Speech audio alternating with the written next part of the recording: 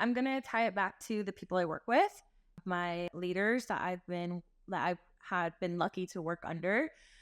I haven't always had great leaders or great bosses, but the few that I've had have really made an impact on me and have influenced me to be the type of leader that I want to be and the type of person I want to be for my team. Having that experience with them helps me shape me and shape others so that I can get them to where they want to be and hopefully be there for them. To Courtney's point of view, as working with other people on our team and see how hard they work, and it's a good motivation. And I feel like if you surround yourself with the right people, everyone kind of motivates you in a unconscious and subconscious way. That's kind of my motivation. Well, I'm going to mimic what Courtney and Michael said. It's been my peers, so we have a really wonderful network of restaurant recruiters and leaders. It's some really amazing bosses and mentors I've had. I think those have been the most influential for me.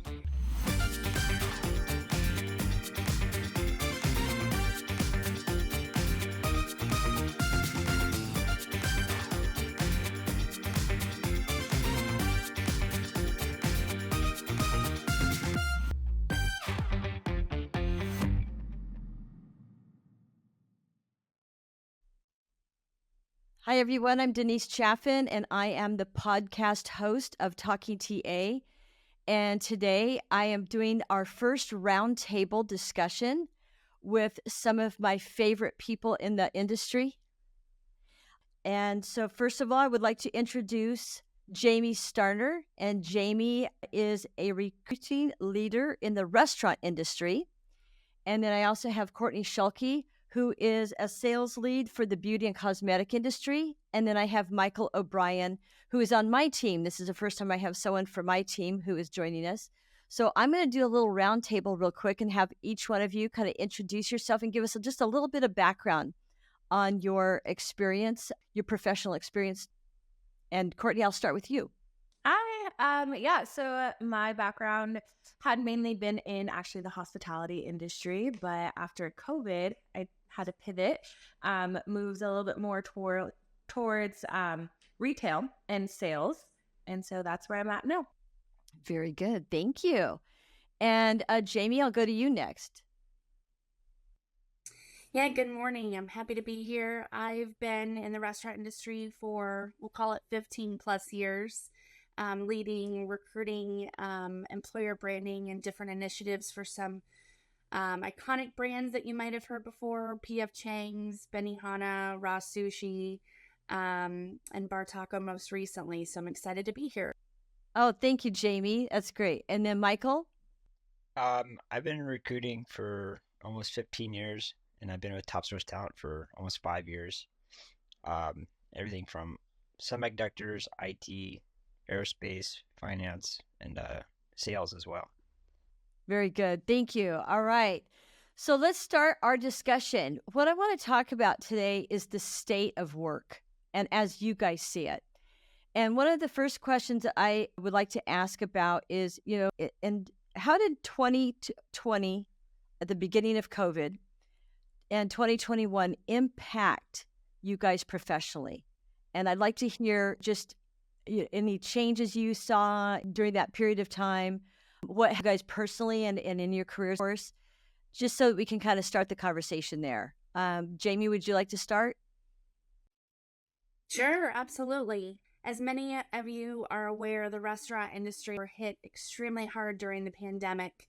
So it was certainly a negative impact for many employees, for many restaurants. Many were closed. Many restaurant groups had to lay off just probably 70, 80, 90% of their total workforce so they could collect unemployment benefits. And really what happened was managers were then responsible for all of those tasks and items. So for me, I was working for a company, massive layoffs. We were on pay cuts. We were working tirelessly to make sure that the restaurants could stay open. And silver lining, I think it taught us to be nimble. It was really kind of an unfortunate situation. I feel like you were either laid off, you're on a pay reduction, you were transitioning, or working extra hours. So I feel like everyone kind of felt that regardless of their industry. But I think it kind of reminded us that time is precious and that we need to stay nimble and we need to collaborate. And it brought a lot of people closer together. So I do think there was a silver lining for what we experienced during that time. Okay. And I want to dive into that a little bit more with you too, because that's kind of part of the second question. And then how about for you, Courtney? My experience was a little different. I mean, I was in the hospital industry as well. I had actually just graduated from college in 2018. So I was in a management program out in Las Vegas, and the program was a year long. It started in the summer of 2019, ended in the summer of 2020. However, I did not get to finish it because COVID happened.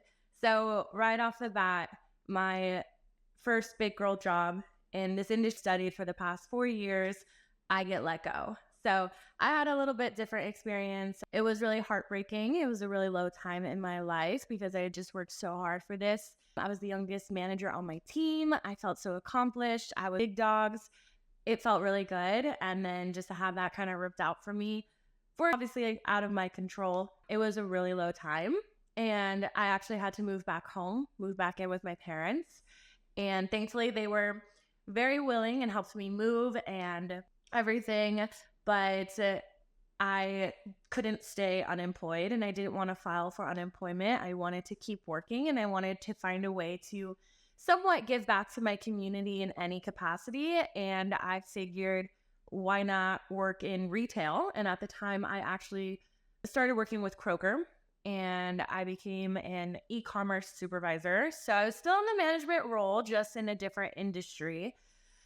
But it was an industry that I about, and so I really had to kind of start fresh with just what does it mean to be in retail. And obviously in 2020, everyone was doing online orders. So I was doing 12-hour days, working 40 hours. I mean, technically 40 hours a week, but 12-hour days, 7 week for just about a year. And then I decided I can't do this anymore. And I moved over to sales. So that was my experience with COVID. A little bit different. Yeah, no kidding. Wow. I thank you for sharing that. No, that's very helpful information because I'm sure that happened with a lot of people. I'm sure you're not alone. I'm sure you had people, yeah, Jamie's nodding her head too, that experienced the same thing. How about for you, Michael? How did 2020 and 2021 treat you? Well, I was working for Qualcomm and at the start of it, and we were super busy. I think they went into panic mode and they just started going off with all these orders. It's like millions and millions of dollars worth of orders. And it got so busy, I think we had like 80 positions to work on. And that's when, kind of towards the middle, I went over to LiveRamp. And it's the same thing. It's just overwhelmed with positions. But it was towards the end of 21 when things started to slow down. And inventory was just overbuilt in the semiconductor. And that's why all these recruiters got laid off in the tech industry. Now, the residual effects of it is wearing off, which is good. And I see it picking up. But yeah, I think everyone just went into panic mode, didn't know what to do. No, you're right. You're right. In fact, we heard a lot about that because people were like, in the tech industry anyway, starting to build home offices and they were working, remote and at the time. In fact, I'd be curious to know how many people now are working remote versus back in the office. But yeah, that was a panic mode time because everybody was building new offices. That things kind of slowed down. I think more everything's just hybrid now. Yeah. Yeah. That's what I'm hearing too, that you mentioned that. It's interesting because, I mean, just based on what you guys are all telling me, the tech market was hot and strong, but hospitality was flat. And then it's almost like it flip-flopped. It seems like, but I'm not sure when that happened. I mean, and I'll have to ask Jamie and Courtney, when did you guys see the flip-flop then in the hospitality industry? Courtney, why don't you go first? I probably didn't see that until like 21, maybe even 22. I mean, even in 22, I've always cooked at home. That's like been my background, is just culinary. But I didn't notice people like starting to go out more or even doing like takeout until like the end of 21, early 22. So I think it took some time Yeah, you're right. And then Jamie, with you in the restaurant business, what did you see? I don't have sales numbers in front of me, but from what I recall, it was kind of end of 21 is when we saw restaurants were now having their bars opened. They didn't have so many requirements with spatial issues and number of chairs at a table and whatnot. So I saw a pickup in sales really kind of end of 21, and that's when we were rebuilding our workforces, rehiring all those people back that we laid off.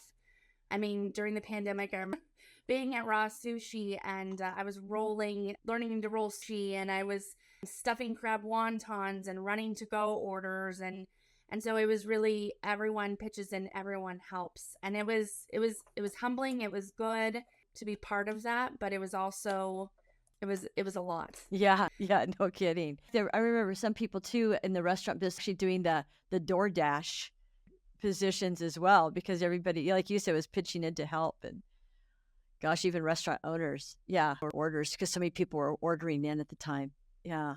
Okay, so let's fast forward 2023, and then we can just kind of keep rolling forward. So since then, since the beginning of 2023, how have you seen then those initial years impact, I guess, the last couple of years, starting with 2023? And who wants to start? Jamie, you want to go ahead and start? Sure.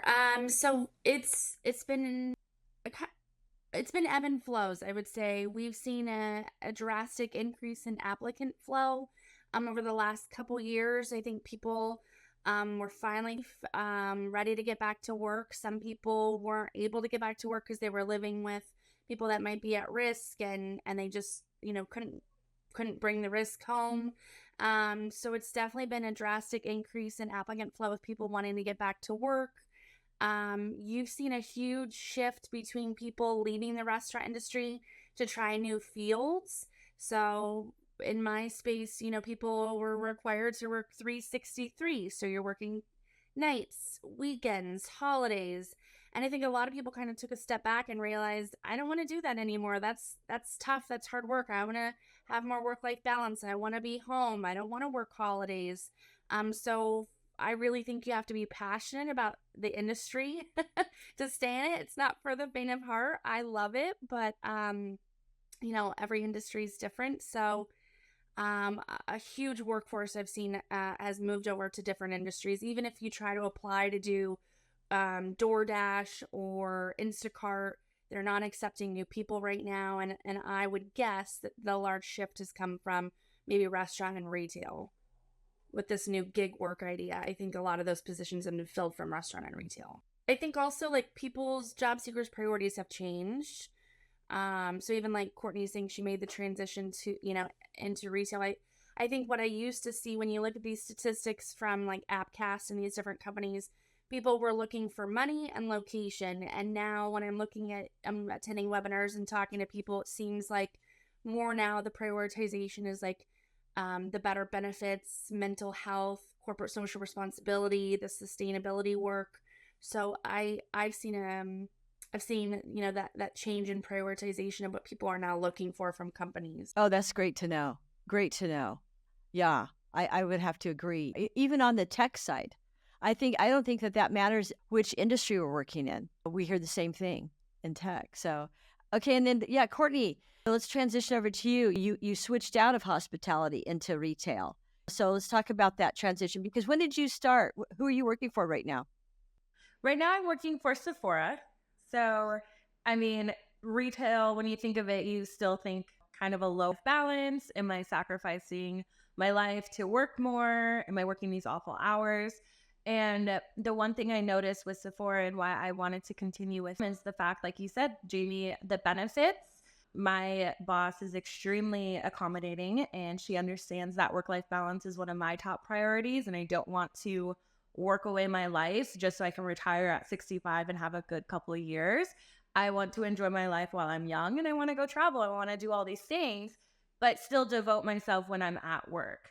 And so She has worked with me and all of the leads and all of our team, creating a good schedule to have that work-life balance, which is something I never experienced before. Even in the hospitality industry, I remember working New Year's Eve in Las Vegas, and I was up until midnight on the strip, and then I barely rushed home and got to see the fireworks. And so I realized COVID, thankfully, it happened, but like the silver lining with that is I don't think this was the right industry for me. And I don't think I would have lasted. Like, it is a beast. It's its own beast on its own. And I don't think I would have been good mentally staying in that industry.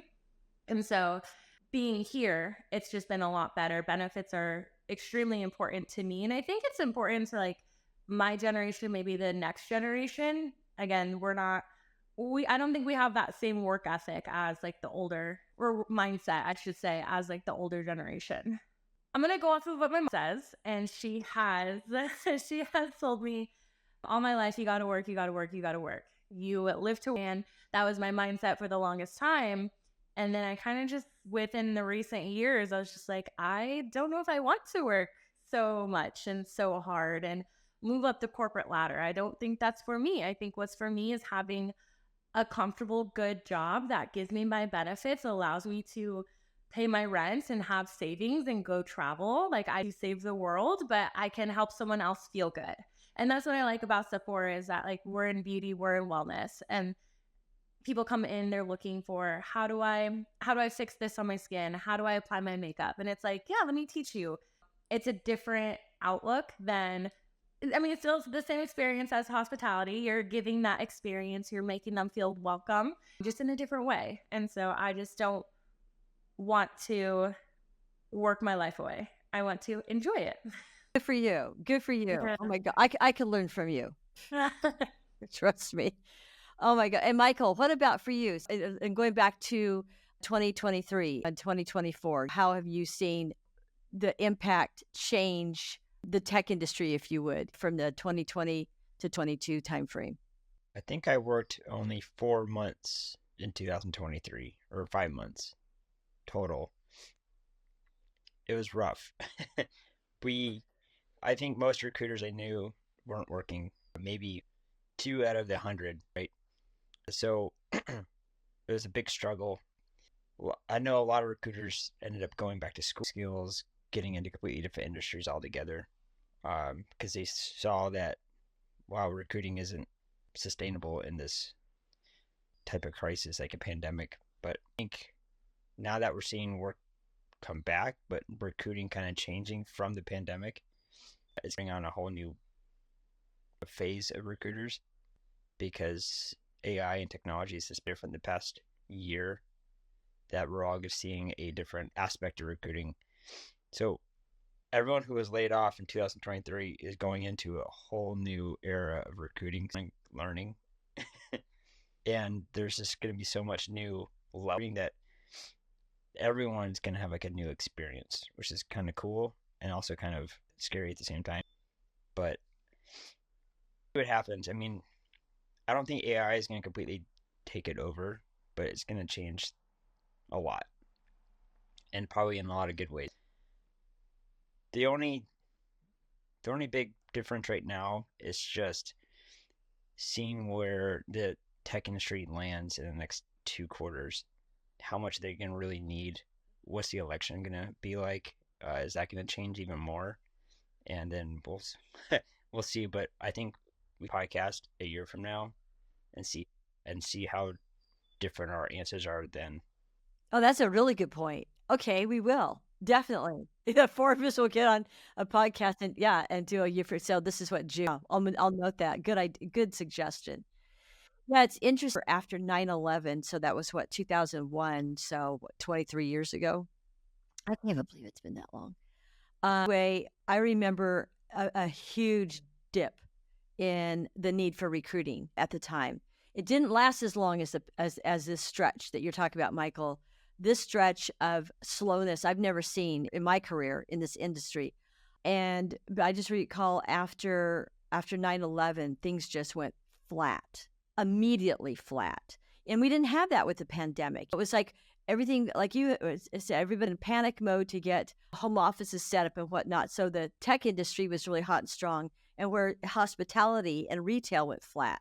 So we up and down cycles in all these different industries. But after 9/11, it was probably 6 months. And that's when I decided to go back to school, was during that period of time. So I thought, I don't know what's going to happen in the recruiting industry. So I'm going to put myself back in school and finish my degree. One thing, too, that I wanted to ask you guys about was the changes that we need to make. Now that we've seen the impact of the pandemic and what it's done to the various industries, what do you guys, from your professional experience, think that we need to do moving forward, regardless of industry, to positively impact what we all do professionally? And Courtney, I'm going to start with you. Putting me on the hot spot with this one. Well, okay. Full disclosure, I'm not a recruiter. Just from my experience from 2020 all the way until now, I feel like it was easier to get a job in 2020, 2021, 2022. Right now, it is so hard to get a job. I spent 5 weeks applying for jobs. I think I applied to over 100. I didn't get a single interview. I didn't even get a single email saying that I got rejected or anything. I just got ghosted. And so that was hard. Whereas 2020, I applied for Kroger and I immediately got it. I had one interview and they offered me the position.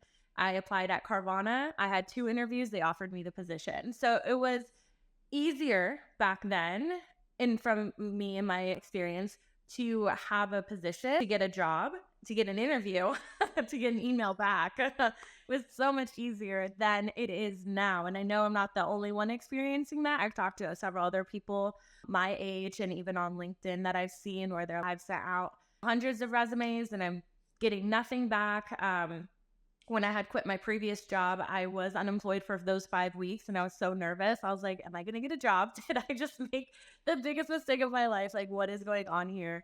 So I would say it's harder now. And the thing that we would need to fix is, at least, and they're getting so many requests, so many applications. I noticed that I would get emails back that said, the job description, when my resume matched it to a T. So I'm like, where's the disconnect? Can I get some feedback? What did I not put on my resume? I had a feeling that if they just met me in person or virtually, it would be a different story, but I didn't even get that opportunity. And I think a lot of people are facing that too. So while I'm happy with where I'm at right now, the moment in time where I was like, I don't know if I'm going to get a job and I don't know what I can do to change this because no one's responding to me and I don't know what I don't know. So I would say that's like the biggest thing. So now what would you suggest, though? I mean, in terms of improving the technology or improving the responses from a company? From what I think I know, is that like AI is fishing out all these resumes, and I just don't know if that's like the best thing, because when I was applying for jobs in 2020, 21, I was being used. And so I think that's why I was able to get those interviews and get responses back. Whereas now I have to hire a resume writer to write my resume who knows how these AI machines work so that it gets through and it gets funneled. So I think it's just like, I mean, I hate to say this, it's corporate America. Money makes the world go around. Experience with it. It's like, I think we should remove AI. I'm not a huge fan of it with resumes. But again, I'm not a recruiter, so I don't know what that looks like for you. I don't know what is on your plate as a recruiter, and I don't know what I don't know. So that's just my experience from the outside looking in. No, this is amazing, great information. It really is. And I think it's best that you aren't a recruiter to be able to answer that question, because then you can give us your perspective from outside the talent acquisition realm, if you would, and be able to share your experience and how AI has affected your job seeking. And that it's unfortunate that you've had to be put into that position, but a lot of people, like you said, there's so many people looking. Wow. That is seriously, I really appreciate that response and your transparency around this. How about you, Jamie? What do you think we need to do to improve the system here? I think Well, Courtney, I agree. Thank you for sharing that, because it is good to kind of see from the other side. And I like to reapply for the companies that I'm currently working for. I like to reapply, and I like to go through the process myself just to remember, what does the career site look like? What does the application look like? What is that process? I'm hearing some companies are requiring people to write essays now. Some companies have chatbots to complete out. And so I might upset a few people by saying this, but I do think that the change that we need is a healthy balance with technology. I know that if you use it the right, it makes your job easier. I mean, I'm a huge fan of AI for certain things, like helping me rewrite emails and massage job descriptions and things like that. But I do think it's this fine line of this paradigm between people and technology, and I don't think we have found that balance. And I think it proves, based on your experience, when you can apply for a job and upload your information, and maybe it takes 5 minutes to complete. Some companies are now using chatbots where you have to almost like answer every single question, waiting for them to respond. What's your first name? What's your last name? And it actually takes a lot longer. So I'm just curious. I would argue to the recruiters and the teams, like, have you applied for your job? Are you going through that? Or are you just implementing this software and technology because it seems fun and new and trendy? It has to make sense for the job seeker, not from what I like to lovingly call the ivory tower. So I, I think we need to take a step back and ensure that there's a good balance. I love that.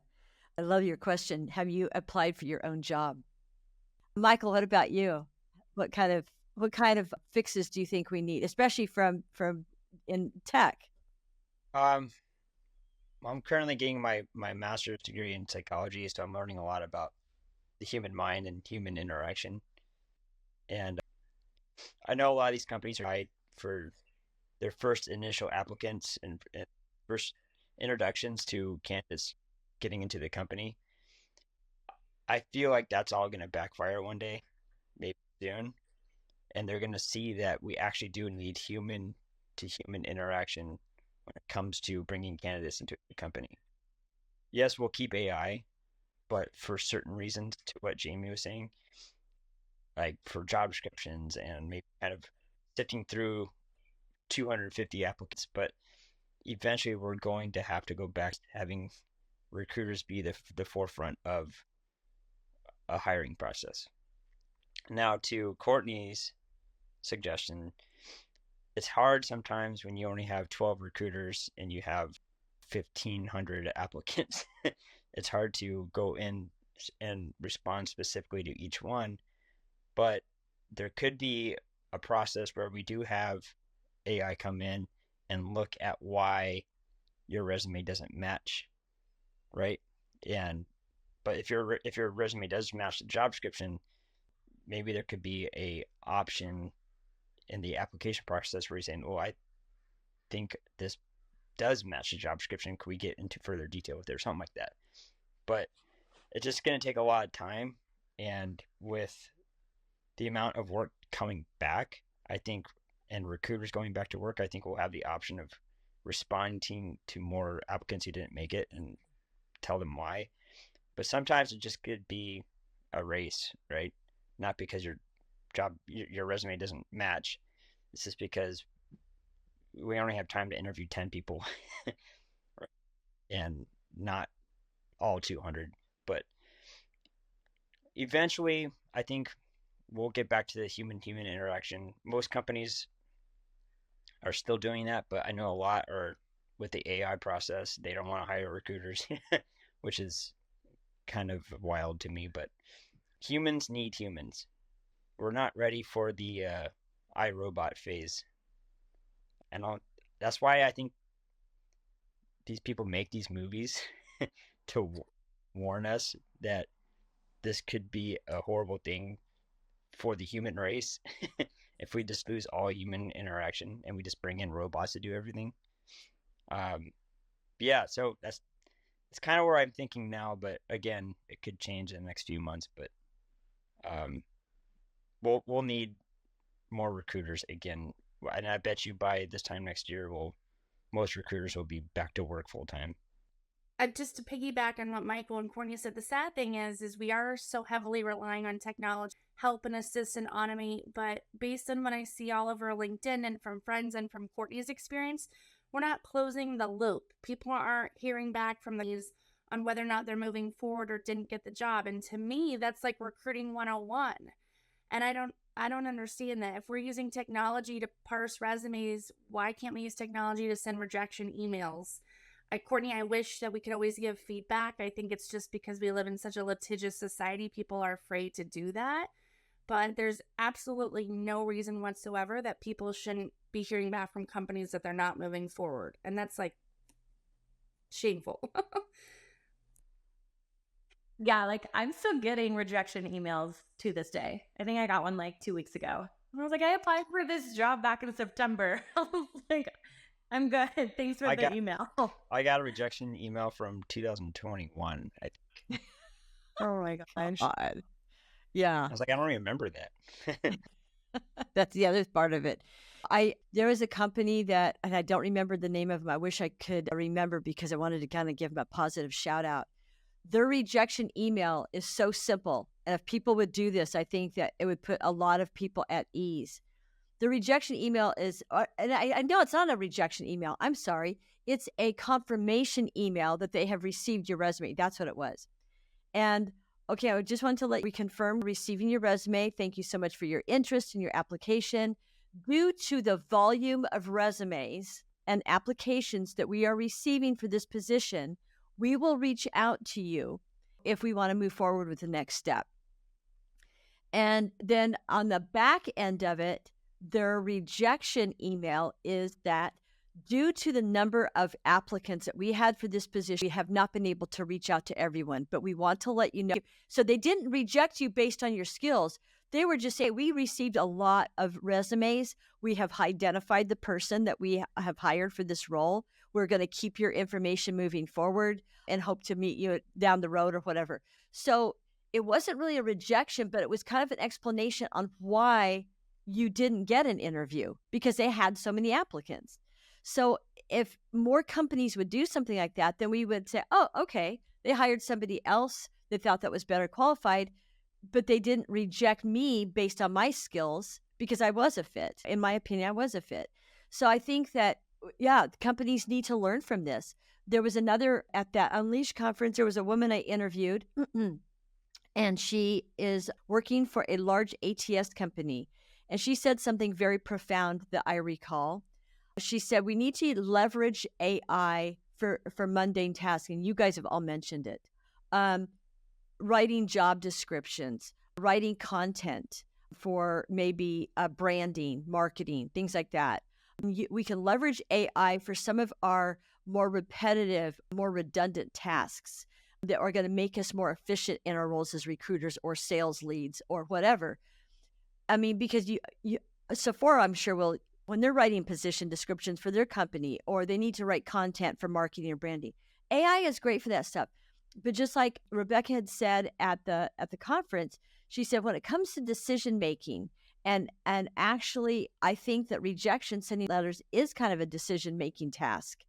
That's not what AI should be used for. I appreciated her saying that. And then, Michael, you mentioned something a while ago too about looking at the past and some of the movies and some of the series, I guess, that we see on television.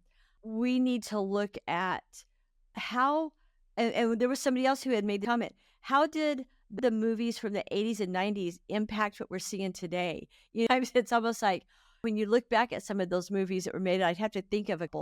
They talk about things that are happening now. Terminator. Yeah. All three of them. All three. Yeah, I mean, really, how are we being impacted right now with some of the what would you call it, movies and just different books that were written? How did they come true? How are they impacting what we see happening in our world today, right? So that's really great stuff. Based on the industries you've worked in so far, and just based on conversations you have with other people in your if you would, what about that you might be looking forward to learning more about? I mean, if you could switch industries right now, for example, Courtney, just based on what you hear from your friends, other people, like I said, in your network, is there another industry that you're kind of looking and going, that looks kind of interesting, explore that more? Yes. Anything, honestly, corporate, anything that has like more, again, work-life balance, that set schedule, Monday through Friday, weekends off. Something I have always been interested in, like marketing and that kind of, but more of like the content creation versus the analytics of marketing. Although I do like that side as well, I would go more so into that, but that would require me going to school and getting a master's in that, because I do have a minor in marketing. So I would need to go back to school for that one. And that's just not a risk I'm willing to take at this moment. So I would say just that. It's interesting. Somebody was talking about, have you guys heard of digital certification? Maybe that will become more prevalent then versus full degree programs. Yeah. And I've seen some for marketing. I've seen some for like project management, which I'm interested in. They just don't guarantee a like job at the end. Neither do degree programs. No, they don't. Digital certification, something, that's worth exploring, I think, a little bit more. What about you, Jamie? I thought about this question when I saw it come in. That's tough. I have a passion around the hospitality industry because I love the people. I love the culture. It's fun. It's fast paced. It's authentic. So looking at other industries, I think there are some pros. I mean, there's the stability. Say potentially like manufacturing has probably more stability. People don't eat out when you're in a recession. People cook at home, and it's a luxury to be able to go do those things. So I haven't did the homework of identifying other industries that I would want to work in, but I think what would be important to me is an industry that has stability. And being in recruiting, I have to believe in the product or the service that's being sold. So I think that's what's most important to me. That's great information. And then Michael, I'd go into the medical device industry more if I could, just because it's growing and it's not going. I mean, I would never want to get in the pharmaceutical side, believe in, but the medical device industry is just constantly improving and saving lives and actually doing good problems from within. Whereas like the pharmaceutical side, it's more just like covering up the problems, right? But medical device is really going in there, helping people's hearts or helping people's kidneys or the other internal organs, stuff like that. Even people's brains, they have devices that can go in brains and help brain function and stuff like that. I'm like, man, I'd love to get into that, but you kind of have to know the head of those companies to get in. But the semiconductor industry is cool just because a lot of the chips that they make go into those devices too. I'm gonna have like a somewhat of a step in, but all right, it's tough. yeah, that's interesting though, the medical device industry, because we've worked in that industry. That's been a part of our client over the years. And I recall during COVID, Medtronic, one of our clients, had created two interesting pieces of equipment. One was a patient monitoring system. There were so many people flooding the hospitals. They didn't have enough hospital staff to ensure the wellness of the patients that were there. They were losing patients just because there were so many and they were so short-staffed.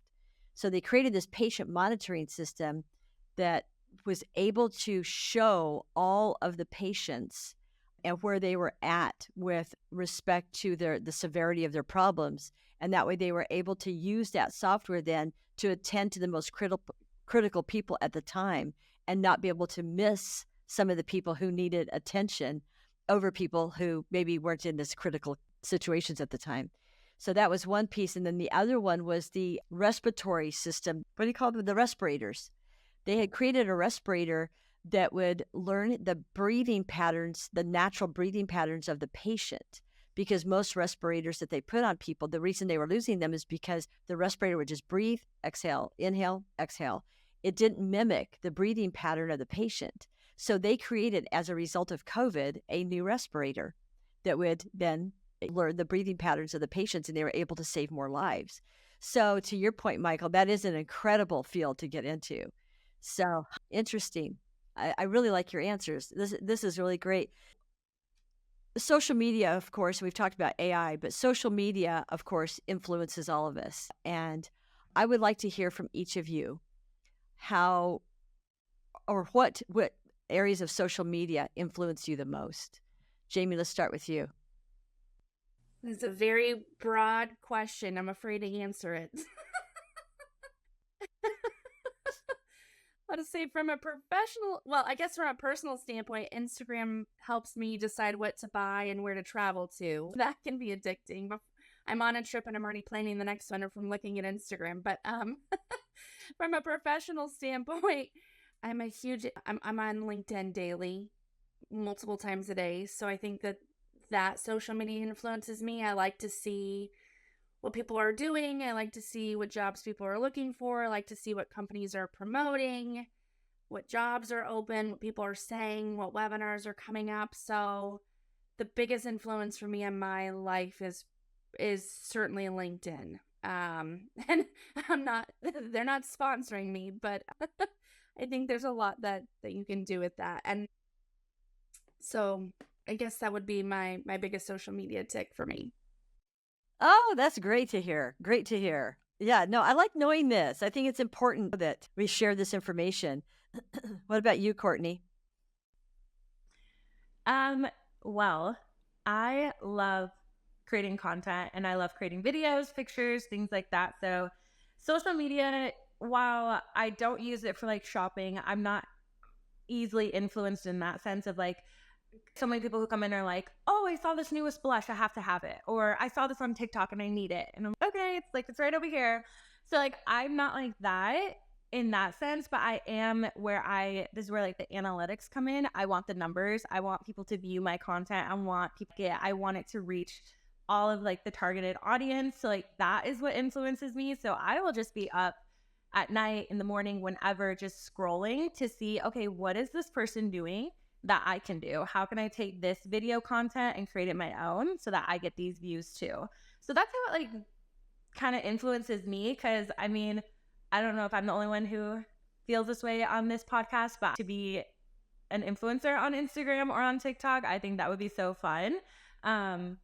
So that's why I use it. Like I'm to eventually be that's influencing you to go buy that blush.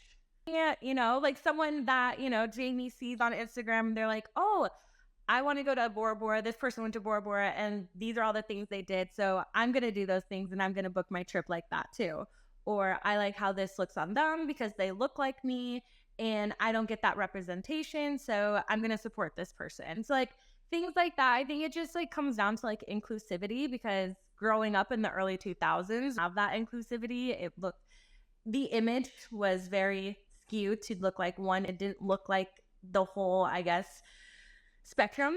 And so as someone who looks like me, is like me, I want to be able to in a positive way and kind of just like, again, I don't need to change the world, but maybe I can make someone else feel good. So like that's where I come from in wanting to be an influencer.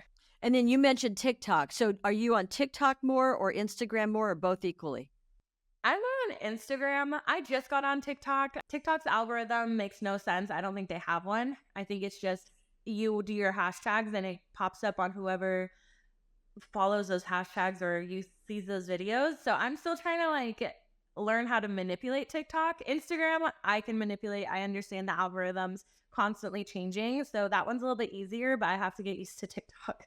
Yeah. Yeah. Ditto. In fact, I just had somebody send me a video and it was the first time I've ever really kind of gotten like absorbed into the whole TikTok thing. Oh, now I can see how people can get addicted to this, because it was one video, these two women who are very, very funny. I can't remember their names. Michael, what about you? Well, as a recruiter, it's just mainly LinkedIn. I'm not on too many other platforms. I don't really have a desire to be an influencer on my end, but I think on different aspects, recruiters are kind of like influencers. But in like different ways, of course. But yeah, mainly just using LinkedIn right now. But I have used Facebook in the past for recruiting. for more like blue collar positions that we have open, I would join like Facebook groups, and for like say whatever manufacturing or say like Navy nukes or stuff like that that go in, people who work on like heavy machinery, you can actually go into these Facebook groups and post job descriptions, and people are sometimes interested and will connect through Facebook. But there's a bunch of different ways too. Twitter I've used before as well on a professional aspect, and then what else have I used? Really, those are the main ones. But from my end, like TikTok and Instagram aren't useful, as just because there's not much for it. But I think that's about it on that end. And going back though to the influencing, I think that using these sites as we move forward with AI, as we move forward with technology in the digital world we all live in, how much will these platforms influence us professionally?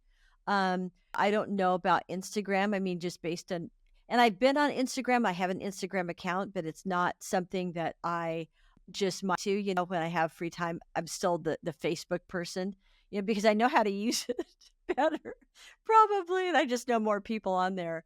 But again, I don't use it often because I think professionally LinkedIn so much for my work life that I just burn out on social media by the end of the day. And I need to give my eyes a break, especially as my eyes get older. They can't tolerate as much screen time as they used to. Seriously, I say that seriously. But I just kind of wonder how the social sites will influence us all professionally as we move forward. You should read an article. I can't remember what university put it out, but it's called Social, Cognitive, and Affective Neuroscience. And it's about social, cognitive, and affective neuroscience. And it's about how social media activates this thing called brain circuitry. And it's basically like looking at social media is like a little personal reward for our brains, right? And it's like temporary pain relief of whatever like stress we're going through. So it's like taking a 20-second Advil or something like that for our brain. So it would take hours to go over the whole thing, but look it up. It's really interesting what social media actually does for not just older adults, but like adolescents and teenagers and young adults. It's just they did a huge MRI study on people who use social media a lot compared to people who don't use it, and there's just like a huge difference in productivity. Well, because it's important, because as we move forward, we are still using social media, right? And we're using it more, I think, to attract talent. We're using it more marketing and branding companies. And like you're talking about, Courtney, and Jamie with the learning management systems, how much are they going to tie in to update you guys with respect to different industries, the hospitality industry, the retail industry. So it's good to have all this data. And I really appreciate everything you guys have shared. One final question I'm just going to ask, and I asked this at the conference I was at. It was great to get everyone's feedback. So what has influenced you most professionally? Okay. And you can use a book, you can use a movie, an experience you've had, but just something that influenced you professionally. And Courtney, I'll start with you. I'm going to tie it back to the people I work with, my leaders that I've had been lucky to work under. I haven't always had great leaders or great bosses, but the few that I've had have really made an impact on me and have influenced me to be the type of leader that I want to be and the type of person I want to be for my team.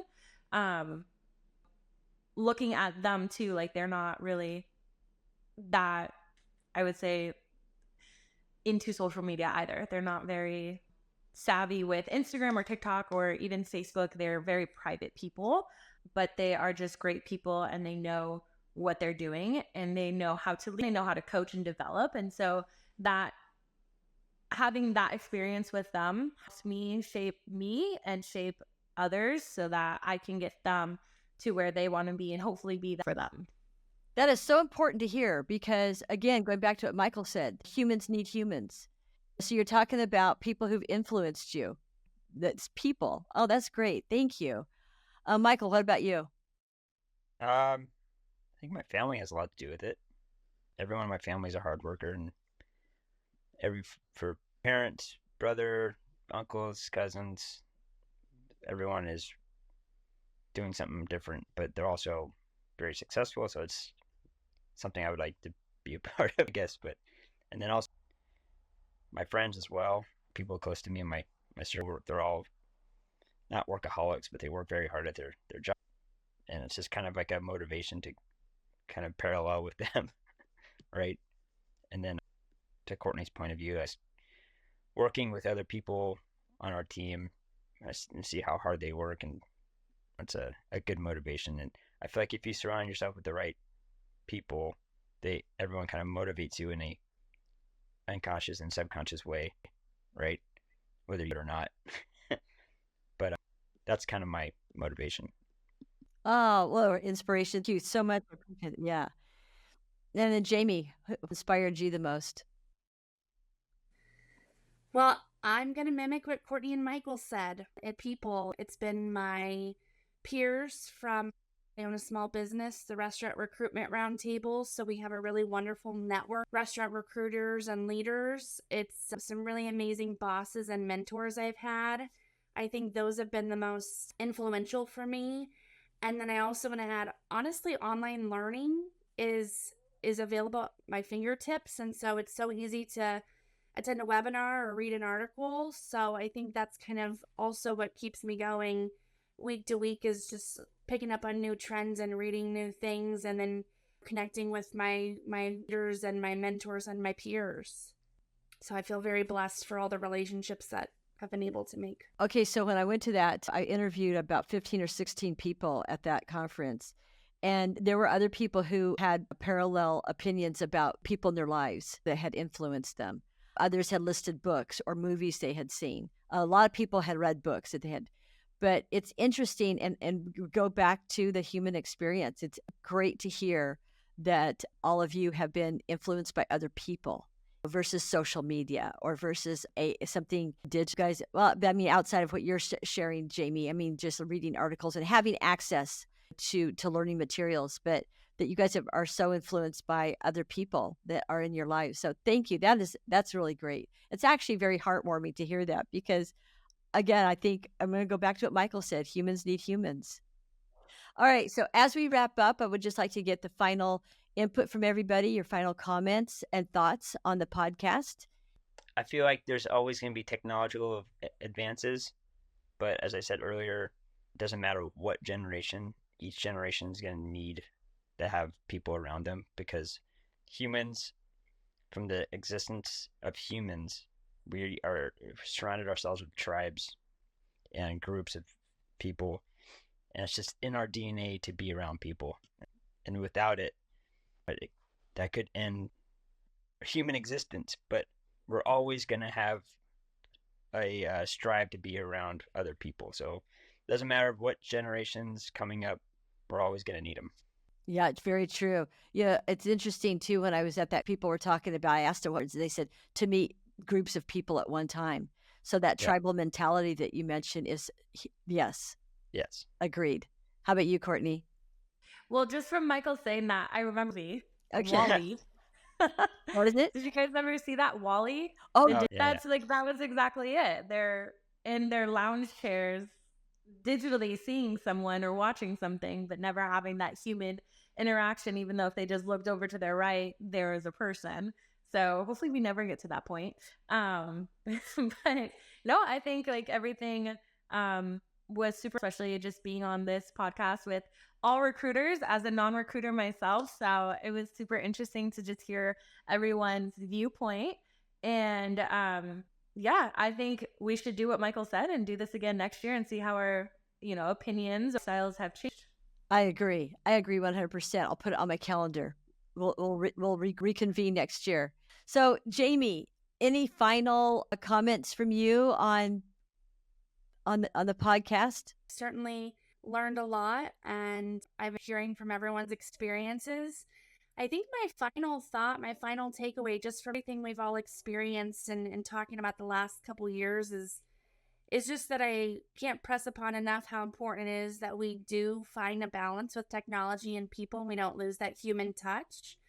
and remember how important it is that when someone's job searching and how special we have to treat them, what a big impact someone job searching is in making that move.